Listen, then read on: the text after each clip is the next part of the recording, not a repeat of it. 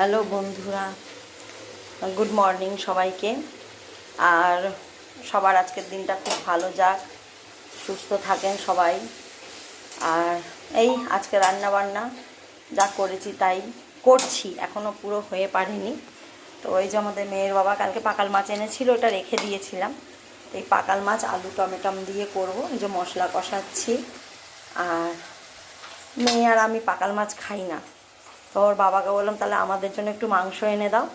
তো মাংস আনতে গেছে, এখন খাসি আনবে কি মুরগি আনবেন জানি না। আগের থেকেই এই যে গুছিয়ে রেখেছি, মশলা বেটে রেখেছি, আলুও ধুয়ে রেখেছি, শসা কাটবো, ধুয়ে রেখেছি শসা। আর এই যে ভাত উপর দিয়েছি। এখন দেখি ওর বাবা কি আনে। আর এখানে রুটি আছে, আর কালকে একটু মূলো ভেজেছিলাম, সেই মূলো ভাজা এখানে একটু রয়েছে। এই যে, তো এইসব দিয়েই খাওয়া দাওয়া হবে বন্ধুরা। তাহলে এখন এইটুকুই, আসছি আগে। এই যে বন্ধুরা, আপনার দাদা ভাই এই যে একটু খাসির মাংস নিয়ে এসছে অল্প করেই, তাই খাসির মাংসই হবে। ভাবছিলাম মুরগি আনবে কি, তো খাসিই এনেছে।